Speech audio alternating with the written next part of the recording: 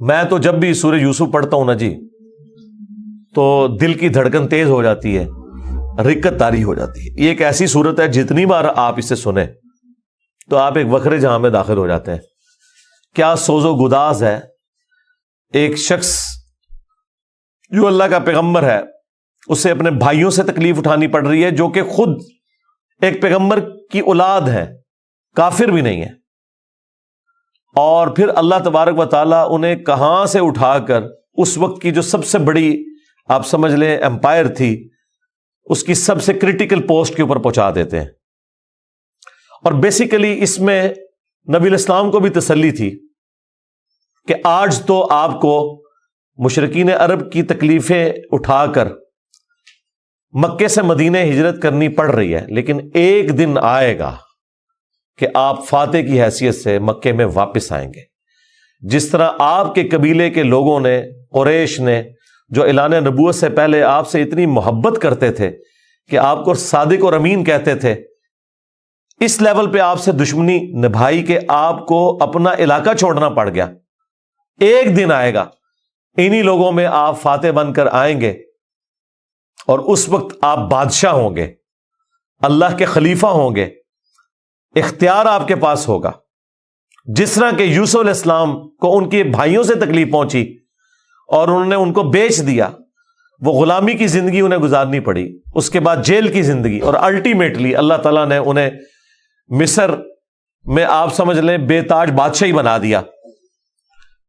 لیکن وہاں پہ بھی اینڈ رزلٹ کیا نکلا؟ لا تثریب علیکم اليوم، آج کے دن میں تم پہ کوئی گرفت نہیں کروں گا۔ اور یہاں پر بھی نبی علیہ السلام بھی جب آپ کو پتا ہے مکے میں داخل ہوئے تو آپ نے وہی الفاظ دہرائے جو یوسف علیہ السلام نے دہرائے تھے، لا تثریب علیکم اليوم، آج میں تم پہ کوئی گرفت نہیں کروں گا۔ یار یہ اخلاقیات پیغمبروں کے ہی ہوتے ہیں، یہ حوصلہ پیغمبروں کے اندر ہی ہوتا ہے۔ اللہ تعالیٰ ایک خاص انہیں یہ ملکہ دے دیتا ہے، وہ اپنے نفس پر اتنا قابو پا لیتے ہیں کہ اپنے دشمنوں کے لیے اتنا نرمی کا رویہ تمام اختیار کے باوجود، یہ نبیوں کا ہی خاصہ ہے۔ اللہ تعالیٰ ہمیں بھی اس طرح کے اخلاق میں سے حصہ عطا فرمائے، آمین۔ اچھا، ایران والوں نے یوسف علیہ السلام کی پوری یہ جو بایوگرافی سورہ یوسف میں آئی ہے، اس کے اوپر ایک تفصیلی فلم 45 اقساط کے اوپر بنائی ہے فارسی زبان کے اندر، اور کئی زبانوں میں اس کی ڈبنگ ہو چکی ہے۔ عربی کے اندر ہو چکی ہے ڈبنگ، اردو زبان کے اندر پیغام والے جو ہیں کراچی کے پروفیشنل ڈبنگ انہوں نے کی ہے۔ آپ کو لگتا ہی نہیں یہ اردو میں فلم بنی ہے یا فارسی میں، اتنی پروفیشنل اس کی ڈبنگ ہے۔ اس میں انہوں نے وہ پورے حالات و واقعات فلمائے ہیں اور آپ کو اس زمانے میں پہنچا دیا ہے۔ آپ یوسف علیہ السلام کے جو قید کے سال ہیں نا، وہ آپ کو بس وہ اس فلم کو دیکھ کے اندازہ ہوگا کہ یہ کیا تکلیف ہے جو انہوں نے کاٹی ہے، اور ایک چھوٹے سے بچے نے جو تکلیفیں اپنے بھائیوں سے کاٹی، ایسا بچہ کہ جس کی ماں بھی فوت ہو چکی ہے۔ میں کہتا ہوں نہیں، وہ فلم تو آپ جتنی بار دیکھیں، وہ ڈرامہ سیریل، انسان کے آنسو نہیں رکتے جس پرفیکشن کے ساتھ انہوں نے اسے فلمایا، اور ریالٹی تو اس سے بھی زیادہ دردناک ہوگی۔ تو ظاہر ہے اب یہ ایک فلم بن چکی ہے، اور میں نہیں سمجھتا کہ وہ مسلمان جو روزانہ ہالی ووڈ یا بالی ووڈ کی فلمیں دیکھ کر سوتے ہیں، ان سے یہ ڈرامہ سیریل مس ہو جائے، انہیں ضرور دیکھنی چاہیے۔ اور توحید جس طریقے سے انہوں نے اس میں بیان کی ہے، کمال کی توحید بیان کی ہے۔ چند ایک جگہوں پہ آپ کو اختلاف ہو سکتا ہے، لیکن اوورآل جس طریقے سے انہوں نے اسے فلمایا، ایک صحیح ایمان جو ایک مسلمان کے دل میں جاگزی ہونا چاہیے، وہ انہوں نے واقعی اس کے اندر فلما دیا۔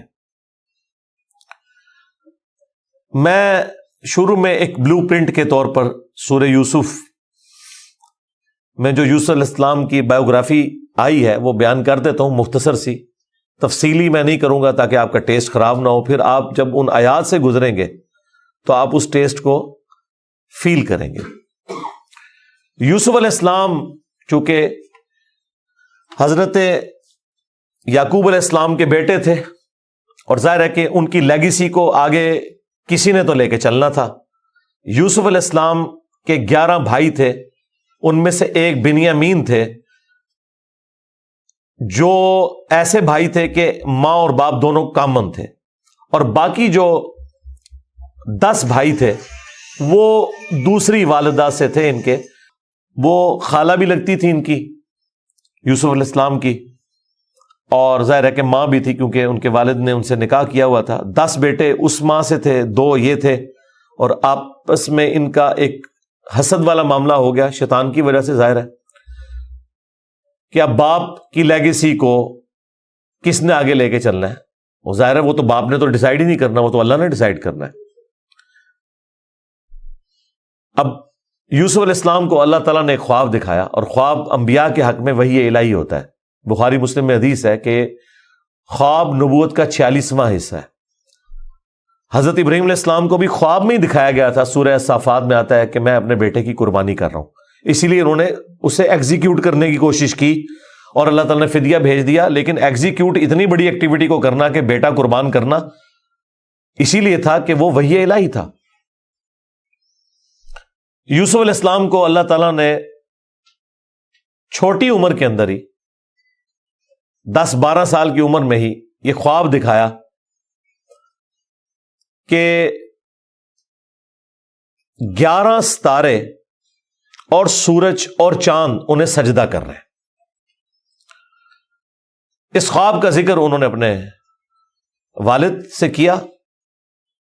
ظاہر ہے اس زمانے میں تو والد ہی ڈائریکٹ ٹریننگ کیا کرتے تھے اپنی اولاد کی، اور ایک بڑی فرینکنس ہوتی تھی، اور پھر نبی کی اولاد۔ حضرت یعقوب علیہ السلام کو پتہ چل گیا کہ میری اس نبوت کا وارث اب یہ ہونے والا ہے، یعنی 12 بچوں میں سے اس کے سر کے اوپر یہ تاج نبوت سجنا ہے۔ تو ظاہر ہے باقیوں نے تو حسد کرنا ہے، حسد تو آ ہی جاتا ہے، آدم علیہ السلام کے بیٹوں میں آیا تھا، تو یہ اولاد آدم والا ہی معاملہ ہے۔ بہرحال وہ حسد آیا۔ حضرت یعقوب علیہ السلام نے یوسف علیہ السلام سے کہا تھا کہ اس خواب کا ذکر تم نے اپنے بھائیوں سے نہیں کرنا، ورنہ وہ تمہارے خلاف کوئی نہ کوئی چال چلیں گے۔ لیکن بہرحال یہ خواب والی بات کسی طریقے سے لیک ہو گئی، یوسف علیہ السلام نے تو نہیں کی، لیکن شاید آپ کی بیوی نے سنی اور انہوں نے باقی بیٹوں تک بات پہنچا دی۔ بہرحال کچھ ہوا ایسا معاملہ، اور ان کو اس اعتبار سے بھی اشارے مل گئے کہ یوسف علیہ السلام کے ساتھ زیادہ برتاؤ ایکسٹرا آرڈنری کرتے تھے یعقوب علیہ السلام، کیونکہ انہیں پتا تھا کہ یہ اللہ کے پیغمبر ہیں، اور انہوں نے اس توحید کی دعوت کو میرے بعد آگے لے کر چلنا ہے۔ حضرت یعقوب علیہ السلام کے جو باقی بیٹے تھے 10، 11واں تو خیر وہ چھوٹا تھا، وہ ان کا چھوٹا بھائی تھا، اس کے ساتھ تو مسئلہ کوئی نہیں تھا۔ وہ 10 بیٹوں نے اپنے باپ سے کہا کہ ہم دیکھتے ہیں کہ آپ بڑے پوزیسو ہیں یوسف کے معاملے میں، اسے آپ ہمارے ساتھ بھیجیں، یہ بھی ہمارے ساتھ کھیلا کودا کرے، جب ہم اپنے جانوروں کو چرانے کے لیے لے جاتے ہیں تو اس کو بھی ساتھ لے جائیں گے، تھوڑی اس کی بھی آؤٹنگ ہو جائے گی۔ تو حضرت یعقوب علیہ السلام کو یہ بات کلک کر گئی کہ یہ کچھ کرنا چاہتے ہیں۔ ان کو تو اندازہ ہی نہیں تھا کہ اتنی بڑی آزمائش ان کا انتظار کر رہی ہے۔ یار 40 سال کی جدائی آپ امیجن کریں، اور قرآن میں آیا کہ وہ نابینا ہو گئے تھے رو رو کے، اس تکلیف سے وہ گزرے۔ تو انہوں نے کہا کہ مجھے خطرہ ہے کہ تم یوسف کو صحیح طریقے سے دیکھ بھال اس کی نہیں کرو گے، کیئر لیس ہو جاؤ گے، چھوٹا بچہ ہے، کوئی بھیڑیا اس پہ حملہ آور نہ ہو جائے۔ انہوں نے کہا ہمارے ہوتے ہوئے 10 بھائی جس کے ہوں تو پھر تو ہم پھر نام کے ہی جوان ہوئے۔ بہرحال وہ تقدیر میں لکھا تھا، ایسا تو ہونا تھا۔ یوسف علیہ السلام نے وہاں پہنچنا ہی تھا جہاں اللہ تعالیٰ نے انہیں اتنا بڑا منصب عطا کرنا تھا۔ وہی ہوا، تنگ آ کے یعقوب علیہ السلام نے اجازت دے دی، وہ لے گئے یوسف علیہ السلام کو، اور پلان یہ بنایا کہ اسے قتل کریں گے۔ لیکن ایک بھائی تھا جو آڑے آ گیا، اس نے کہا قتل نہ کرو، ہے تو ہمارا بھائی، ہم اسے کسی کنویں میں ڈال دیتے ہیں۔ اور ان زمانوں میں جو قافلے گزرا کرتے تھے وہ کنویں پہ پانی کے لیے رکتے تھے، تو ہو سکتا ہے کہ کوئی نکالے تو یہ اس کے ساتھ ہی چلا جائے، جان چھوٹ جائے، قتل نہ کرو۔ اور اس میں وہ یہ بھی کہتے ہیں کہ ہم اس وقت تو یہ ایکٹیویٹی کرتے ہیں، پھر بعد میں اللہ سے توبہ مانگ لیں گے، اللہ تعالیٰ بڑا بخشنے والا مہربان ہے، جو کچھ بھی ہے تیرے محبوب کی امت سے۔ یہ بھی قرآن میں نقل ہوا ہے، وہی سیم مینٹالٹی آگے چل رہی ہے، بعد میں نیک بن جائیں گے۔ اور انہوں نے ڈرامہ بازی یہ کی کہ یوسف علیہ السلام کے کرتے کے اوپر کسی بھیڑیے کا خون مال لیا اور کہا کہ ہم تو اسے سامان کے پاس چھوڑ کے گئے تھے، پیچھے سے بھیڑیا آیا اور یوسف کو کھا گیا، اور یہ اس کی قمیض ہے۔ عشاء کے وقت روتے ہوئے آئے، رات کے وقت قرآن کے الفاظ ہیں۔ حضرت یعقوب علیہ السلام کو سمجھ آ گئی کہ یہ میری آزمائش شروع ہو گئی ہے، کیونکہ توحید ایک ننگی تلوار ہے۔ انہیں سمجھ آ گئی تھی کہ میں نے اپنے بیٹے سے جو اتنی شدید محبت رکھی ہے نا، اللہ تعالی مخلوق کی محبت کو برداشت نہیں کرتا، ایٹ لیسٹ ایک پیغمبر کے دل میں اس ایکسٹریم لیول کے اوپر جا کر۔ تو میری آزمائش شروع ہو گئی اب۔ تو انہوں نے کوئی بحث نہیں کی، انہوں نے کہا میں صبر کروں گا جو کچھ ہوا۔ ان کو پتا تھا کہ یہ اب اللہ کا فیصلہ ہے، کرنے سے کچھ نہیں ہونا۔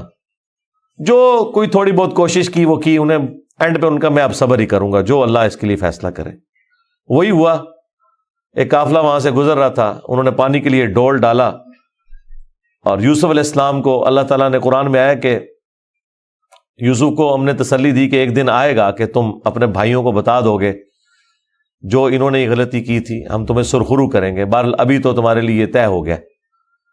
اور ظاہر جبرائیل علیہ السلام آنا شروع ہو گئے چھوٹی عمر میں ان کے پاس، ان کی تسلی کے لیے، اسی لیے ڈھارس بندی۔ انہوں نے پانی کے لیے ڈول ڈالا، یوسف علیہ السلام نے وہ پکڑا اور باہر نکل آئے،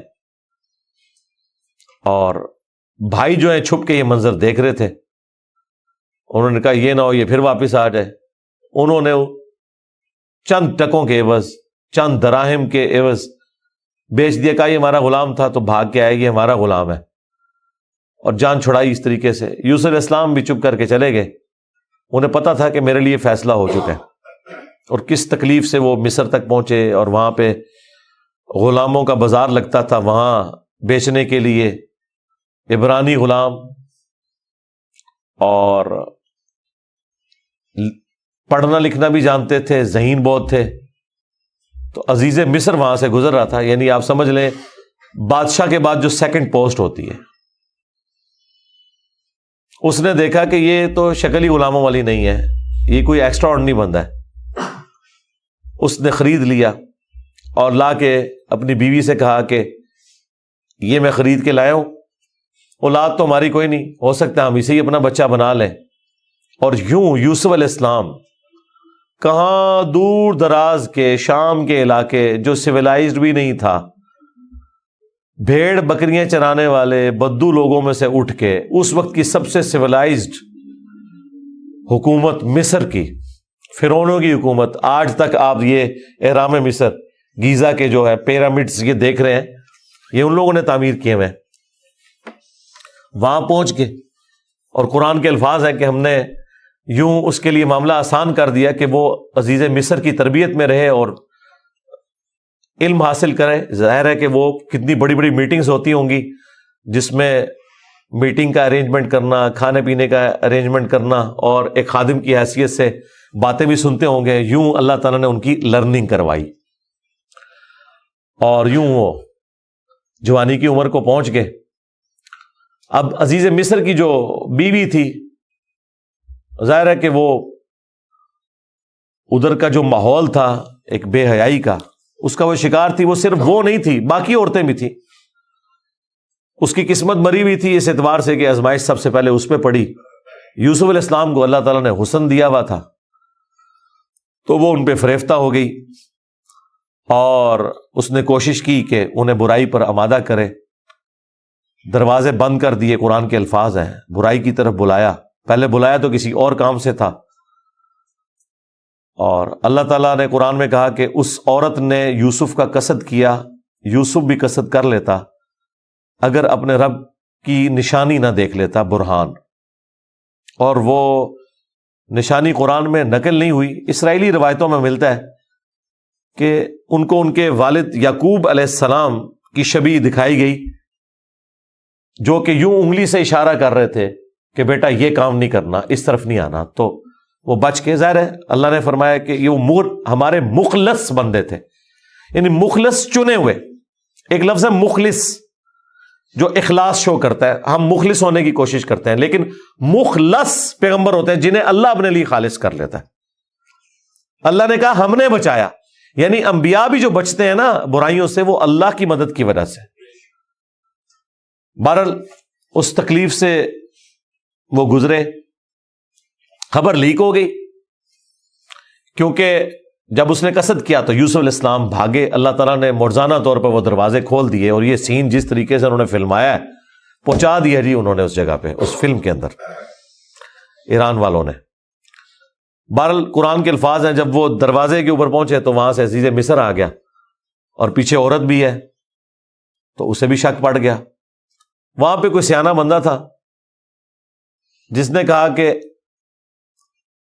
یہ دیکھو کہ اگر یوسف کی قمیض آگے سے پھٹی ہوئی ہے تو یوسف جو ہے وہ مجرم ہے، اور اگر یہ پیچھے سے پھٹی ہوئی ہے تو پھر وہ عورت مجرم ہے، کیونکہ یوسف علیہ السلام بھاگے تھے، اس نے پیچھے دوڑ لگائی ان کو پکڑنے کے لیے، تو پیچھے سے قمیض پھٹی ہوئی تھی اور وہ پیچھے سے پھٹی نکلی. ایران والوں نے فلم میں یہ فلمایا کہ وہ ایک شیرخوار بچہ بول اٹھا، لیکن یہ دور کی بات ہے. اگر یہ واقعہ ہوا ہوتا تو سارے کے سارے یوسف علیہ السلام کو اسی وقت نہ مان لیتے کہ یہ تو کوئی عام انسان نہیں ہے. مجھے لگتا ہے کوئی سمجھدار آدمی تھا جس نے مشورہ دیا، اور یہ لاجیکل بھی تھا. تو عزیز مصر کو پتہ چل گیا کہ اس عورت کی چال ہے، پھر بھی وہ باز نہیں آئی.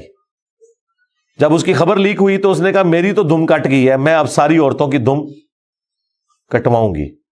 اس نے وہ جتنی بڑے اشرافیہ وہاں مصر کا تھا ان ساری عورتوں کو دعوت پہ بلایا، اور سب کے ہاتھ میں ایک ایک چھری دے دی، قرآن کے الفاظ ہیں، اور ایک ایک سیب دیا، اور یوسف علیہ السلام کو کہا کہ ان عورتوں کے سامنے آؤ. تو قرآن کے الفاظ ہیں کہ جب یوسف علیہ السلام ان کے سامنے آئے تو عورتوں نے بے خیالی میں وہ کاٹتے ہوئے سیب کو اپنی انگلیاں بھی کاٹ لی. کاٹنے سے مراد یہ نہیں کہ وہ کٹ کے علیحدہ ہوگی، مراد یہ کہ اس پہ تھوڑا بہت زخم آیا. یہ اتنا نہیں ہے کہ وہ انگلیاں ٹوٹ ٹوٹ کے کوئی علیحدہ ہو گئی تھی، یا کوئی ساری عورتوں نے یہ سب کچھ کر لیا. ڈاکٹر سرار صاحب نے اس کی اچھی توجہ بیان کی ہے کہ ہو سکتا ہے کہ کسی عورت کی انگلی زخمی اور یوسف علیہ السلام چونکہ غلام تھے وہ اس کی طرف متوجہ ہوں کہ میں اس کو پٹی کر دوں یا اس کے لیے کچھ ارینجمنٹ کروں، تو باقی عورتوں نے یوسف علیہ السلام کو اپنی طرف اٹریکٹ کرنے کے لیے جان بوجھ کے خود ہی اپنی انگلی کاٹی ہو کہ تاکہ وہ متوجہ ہوں. کوئی بہرحال اس طرح کا سلسلہ ہوا ایک ایکسٹرا آرڈنری. اور جب یہ حالت ہوئی تو اس نے پھر کہا کہ ہاں یہ تھا جس کے لیے تم مجھے بات کر رہی تھی، تم لوگ بھی تو اس میں گرفتار ہو گئے. اور پھر اس کی ڈٹائی ہے، اس نے کہا کہ میں اسے برائی کی طرف بلا رہی ہوں، اگر اس نے یہ میری بات نہ مانی تو میں اسے جیل میں ڈلوا دوں گی. تو یوسف علیہ السلام نے دعا کی کہ یا اللہ مجھے جیل قبول ہے اس برائی کے عوض کہ میں تیرا مجرم بنوں. دیکھیں کوئی گناہ بھی نہیں کیا، برائی سے بچے ہیں. ہم ہوں تو ہم کہ ہمیں انعام ملے، وہ کہہ رہے ہیں مجھے انعام میں جیل مل جائے کہ میں ان کے شر سے بچ جاؤں. بہرحال پھر وہ بہانہ کر کے ان عورتوں نے جھوٹے الزامات لگا کے یوسف علیہ السلام کو جیل میں ڈلوا دیا. یوسف علیہ السلام بھی راضی تھے، ٹھیک ہے چلے گئے. آلموسٹ 9 سے 10 سال تک وہ جیل میں رہے، اور وہ جیل کا جو انہوں نے سین فلمایا ہے وہ بندہ دیکھ نہیں سکتا. جو وہاں پہ کس پرسی کی حالت تھی بال انہوں نے گزاری، لیکن آپ کے اخلاق سے متاثر ہو کے دعوت توحید بھی وہاں پہ پہنچی. اور اسی دوران 2 ایسے قیدی تھے کہ ان دونوں نے الگ الگ خواب دیکھے، اور انہوں نے یوسف علیہ السلام سے کہا کہ آپ اچھے بھلے معلوم ہوتے ہیں، اگر آپ تعبیر بتا سکتے ہیں. ان کا میں اس کی تعبیر جو بتاؤں گا وہ تعویل ہوگی، پھر وہ مقدر ہو جائے گی. اور وہ خواب انہوں نے اپنا بیان کیا. ایک نے خواب یہ بیان کیا کہ میں نے یہ دیکھا کہ میں اپنے رب یعنی اپنے اس بادشاہ کو شراب نچوڑ کے دے رہا ہوں. دونوں کے قتل کے فتوے جاری ہو چکے ہوئے تھے. تو یوسف علیہ السلام نے اسے کہا کہ تم عنقریب چھوٹ جاؤ گے. دوسرے نے دیکھا کہ میرے سر کے اوپر روٹیوں کا ایک ٹوکرا ہے اور اس سے جانور پرندے کھا رہے ہیں، تو ان کا تم سولی دیے جاؤ گے اور تمہاری لاش سے جانور کھائیں گے، اور وہی ہوا۔ اور قرآن کے الفاظ ہیں کہ جسے نجات ملنے والی تھی اسے یوسف علیہ السلام نے کہا کہ جب تم چھوٹ جاؤ تو اپنے بادشاہ سے میرا ذکر کرنا کہ میرے ساتھ یہ زیادتی ہوئی ہے، لیکن قرآن کے الفاظ ہیں کہ شیطان نے وہ ذکر بھلا دیا۔ ظاہر ہے اللہ نے تو کوئی اور ہی فیصلہ کیا ہوا تھا، اور یوں آلموسٹ 9 سے 10 سال ان کے جیل میں کٹ گئے، یہاں تک کہ اس بادشاہ کا جو بیٹا ہے وہ تخت نشین ہوا، اور اس نے خواب دیکھا۔ ظاہر بادشاہ کو اللہ تعالیٰ اس طرح کے خواب دکھایا کرتا تھا، مخلوقات کو دیکھنے کی ذمہ داری اللہ تعالیٰ نے بادشاہوں کے اوپر ہی رکھی ہوئی ہے جو ان کے انڈر رعایا ہے، کہ 7 دبلی پتلی گائے جو ہیں وہ نیل سے نکل کے 7 موٹی گایوں کو کھا رہی ہیں، اور 7 خشک بالیاں ہیں اور 7 جو ہیں وہ ہری بالیاں ہیں۔ اب یہ بڑا ایک ایکسٹراڈنری خواب تھا۔ اس نے اپنے وہ سارے تعبیر بتانے والے بلائے، سب کے سب عاجز آ گئے۔ تو وہ جو چھوٹ چکا تھا ایک قیدی، وہ بادشاہ کا بڑا قریبی تھا جو اسے شراب بنا کے دیتا تھا، اسے یاد آیا کہ ہاں ایک شخص قید میں ہے۔ اور یاد کب آیا؟ دیکھیں 9-10 سال کے بعد۔ اس نے کہا میں ایک ایسے شخص کو جانتا ہوں کہ جو آپ کو اس کی تعبیر بتائے گا۔ تو وہ بادشاہ نے کہا ٹھیک ہے اسے لے آؤ یہاں پہ۔ یوسف علیہ السلام نے تعبیر بتا دی جو باقی معبر نہیں بتا سکے۔ بادشاہ کو بھی لگا یہ تعبیر اسی طریقے سے ہے کہ 7 خوشحالی کے سال آئیں گے، اور اس کے بعد 7 سال آئیں گے 7 ایئرز قحط سالی کے، جس میں آپ یہ والا غلہ جو سٹور کیا ہوگا وہ استعمال کریں گے، اور پھر اس کے بعد بارش ہوگی۔ 7 سال تک بارش نہیں ہوگی، اور ان 7 سالوں کے لیے آپ نے اپنی وہ والی گندم سنبھال کے رکھنی ہے جو ان خوشحالی کے 7 سالوں میں خوب پیداوار ہوگی۔ تو بادشاہ نے کہا انہیں بلا کے لاؤ۔ انہوں نے کہا نہیں، پہلے میرا وہ مسئلہ حل کریں جو میرے اوپر الزامات لگا کے ان عورتوں نے اندر کیا۔ پھر بہرحال وہ معاملہ بھی سیٹل ہوا، عورتوں نے مان لیا کہ یوسف علیہ السلام کی کوئی غلطی نہیں تھی۔ پھر یوسف علیہ السلام عزت کے ساتھ لائے گئے بادشاہ کے پاس، اور انہوں نے خود کہا کہ مجھے وزیر خوراک بنا دیں، میں امین بھی ہوں اور ان معاملات کو ہینڈل بھی کر سکتا ہوں۔ پھر انہوں نے جس طریقے سے ان معاملات کو ہینڈل کیا اور کہا کہ آپ نے گندم کے دانوں کو بالیوں سے باہر نہیں نکالنا، یہ سٹوریج کا طریقہ بھی یوسف علیہ السلام کو اللہ تعالیٰ نے سکھایا۔ یوں گندم خراب نہیں ہوتی، سال ہر سال آپ استعمال کر سکتے ہیں۔ آج بھی گندم اسی طریقے سے سٹور ہوتی ہے۔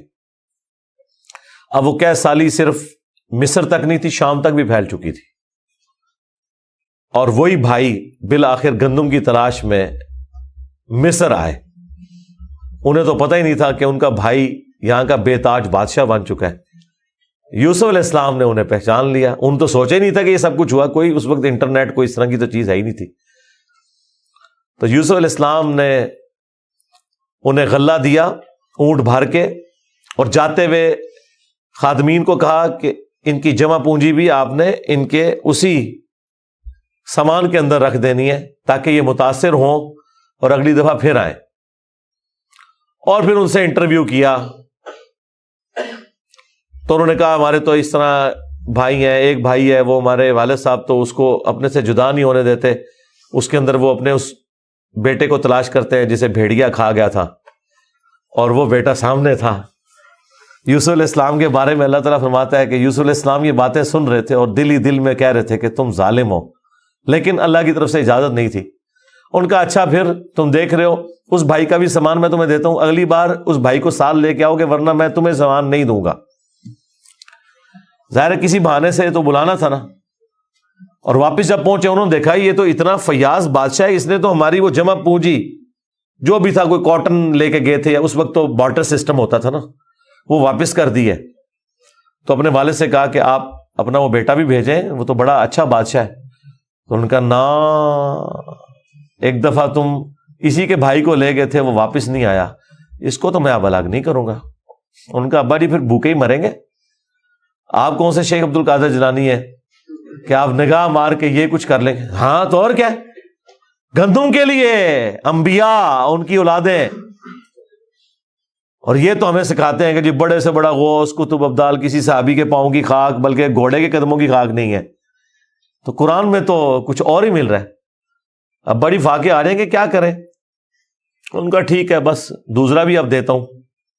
اور پھر اس میں انہوں نے ایک جملہ بولا کہ قریب ہے کہ اللہ تعالیٰ مجھے میرا یوسف بھی واپس کر دے.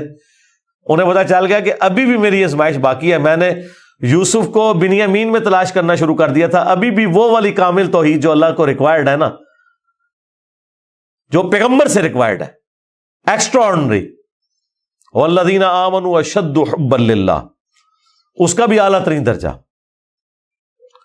تو انہوں نے کہا بہرحال مجھ سے پکا عہد کرو کہ اس بھائی کو واپس لے کے آؤ گے یہاں تک کہ سارے قتل ہو جاؤ, پھر تو معافی ہے, ادروائز تم لوگ زندہ واپس آئے اور اس کو نہ لائے میں تمہیں معاف نہیں کروں گا. ان کا جی ابا جی عہد کرتے ہیں جی, میں فکر ہو جائے آپ, ایسے ہی ہوگا. لے گئے.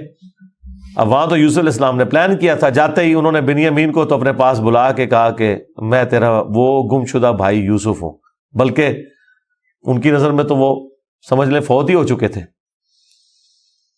اور کہا کہ اپنے بھائیوں کو نہیں بتانا تم نے, میں ایک طریقے سے تمہیں یہاں روکوں گا کیونکہ بادشاہ کے قانون میں تمہیں روک نہیں سکتا. تو اس کے لیے قرآن میں الفاظ ہیں کذالک کدنا لی یوسف, ہم نے یوسف کو یہ تدبیر سکھائی تھی, ایک ہیلا سکھایا کہ وہ بادشاہ کا ایک قیمتی پیالہ تھا جو بنیامین کے سامان میں انہوں نے واپسی پہ رکھوا دیا, اور جب وہ واپس جانے لگے تو پیچھے سے آواز لگائی گئی قافلے والوں تم چور ہو. اور یوسف علیہ السلام کو پتا تھا کہ بنی اسرائیل میں چوری کی سزا یہ ہے کہ وہ شخص پھر غلام بن جاتا ہے جس کی اس نے چوری کی ہوتی ہے. ان کا بتاؤ اگر کوئی چور نکلا, ان کا جی جس کے سامان میں نکلا وہ آپ رکھیں اس بندے کو. تو انہوں نے مختلف جگہ سے شروع کیا, بنیامین سے سٹارٹ نہیں کیا ورنہ تو پلان ڈسکلوز ہو جاتا. الٹیمیٹلی بنیامین کے سامان میں سے نکلا. تو انہوں نے کہا ہاں اس کا بھائی بھی اسی طرح چور تھا, اندازہ کریں ہر جگہ وہ ٹھونگ مارتے سن نال نال.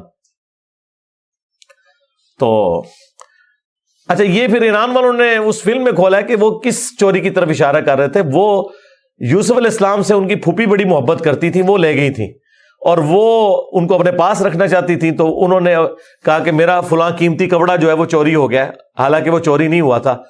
اور وہ یوسف علیہ السلام کے سامان سے انہوں نے ریٹریو کیا, اور اس کے بدلے میں یعقوب علیہ السلام کو کچھ عرصہ اپنے اس بیٹے کو اپنی بہن کے پاس چھوڑنا پڑا. تو یہ ان کو کلک کر گیا آئیڈیا, یہی والا آئیڈیا انہوں نے اپنے بھائیوں کے اوپر بھی اپلائی کیا. اور ان کے بھائیوں کا بھی اشارہ اسی طرف تھا کہ اس نے تو بچپن میں اس کا بڑا بھائی بھی چور تھا, حالانکہ اس نے چوری نہیں کی ہوئی تھی, نہ ادھر چوری والا معاملہ تھا. بہرحال ان میں سے ایک بھائی نے کہا بھائی میں تو اب واپس نہیں جاؤں گا, میں تو ابے سے عہد کر کے آیا ہوں کہ بھائی میں تو اپنے بھائی کی یاد میں ادھر ہی رہوں گا جب تک کہ کوئی معاملہ نہ ہو. تم لوگ جاؤ نا ذرا اور جا کے ابا جی کو ساری صورتحال بتاؤ, اور بتاؤ کہ تمہارا یہ بیٹا چور نکلا ہے اور ہم لاکھ قسمیں کھائیں آپ نے ماننا نہیں ہے. تو وہ چلے گئے واپس. پھر حضرت یعقوب علیہ السلام نے ایک خط روانہ کیا, ریکویسٹ بھیجی عزیز مصر کو. انہیں تو نہیں پتا تھا کہ ان کا بیٹا ہی ہے, اور وہ بڑے دردناک انداز میں انہوں نے اس فلم میں فلمایا. الٹیمیٹلی جب وہ اگلی دفعہ واپس آئے, انہوں نے کہا ہمارے ابا جی تو پہلے ہی نابینا ہو چکے ہیں, اب یہ 2 جدائیاں کیسے برداشت کریں گے, آپ رحم کریں, ہم پہ ترس کھائیں. پھر یوسف علیہ السلام نے کہا کہ تمہیں یہ ساری باتیں اس وقت نہیں یاد آئی, تمہیں یاد نہیں تم نے اپنے بھائی کے ساتھ کیا کیا تھا. تو وہ جب سٹوری انہوں نے بیان کرنی شروع کی تو انہیں پتا چل گیا کہ یہ وہی یوسف ہے. اس نے پوچھا آپ یوسف ہیں؟ ان کا ہاں, دیکھو اللہ نے مجھے کیا کچھ عطا کیا ہے. اور انہوں نے کہا کہ ہمیں معاف کر دیں. انہوں نے کہا لا تثریب علیکم اليوم, آج کوئی گرفت نہیں ہے. شیطان نے یہ ہمارے درمیان جدائی ڈالی تھی, کیونکہ اتنے بڑے منصب تک پہنچنے کے لیے تکلیف بھی تو کاٹنی پڑتی ہے نا. حسین بننا کوئی سوکھا تو نہیں ہے, جنتی نوجوانوں کا سردار بننا ہے تو پھر قربانی تو دینی پڑے گی. اور انبیاء کو یہ پتا ہوتا ہے کہ قربانی سے گزر کے ہی آپ مقام حاصل کرتے ہیں. انہوں نے کہا کہ یہ میری قمیص لے جاؤ, اللہ تعالیٰ نے وحی کے ذریعے مجھے بتائی ہے یہ بات, جا کے میرے والد کی آنکھوں پہ ملو, اللہ تعالیٰ ان کی بینائی کو واپس کرے گا. اور یوں وہاں سے ایک قاصد نکلا, وہ کرتا لے کے یوسف علیہ السلام کا. قرآن کے الفاظ ہیں, حضرت یعقوب علیہ السلام کہتے ہیں کہ اگر تم مجھے مفند نہ سمجھو, وہی المحند اور المفند, قرآن میں الفاظ ہیں یہ, یعنی یہ نہ سمجھو کہ میرا دماغ سٹھیا گیا ہے تو مجھے تو یوسف کی خوشبو آ رہی ہے. اچھا یوسف کی خوشبو اس وقت نہیں آئی جب وہ بک کے جا رہے تھے, کیونکہ اللہ تعالیٰ نے پردہ ڈالا تھا. ادھر اللہ نے یوسف کی خوشبو بہرحال وہی بشارت لے کے آیا, آنکھوں کو لگائی, بینائی واپس آ گئی, اور ساتھ خط آیا کہ اب آپ واپس آئیں, یہاں پہ میرے پاس آ جائیں اور بنی اسرائیل کو شفٹ کریں. وہ سارے ود فیملی وہاں شفٹ ہوئے. وہاں یوسف علیہ السلام آل نال تھے, انہوں نے ایک قطعہ زمین ان کو دیا, اور یوں بنی اسرائیل وہاں پہ آباد ہو گئے. اور پھر حکومتی لیول پہ رہے یہاں تک کہ وہاں پہ ایک نیشنل موومنٹ غالب آئی اور ان کو غلام بنا لیا گیا,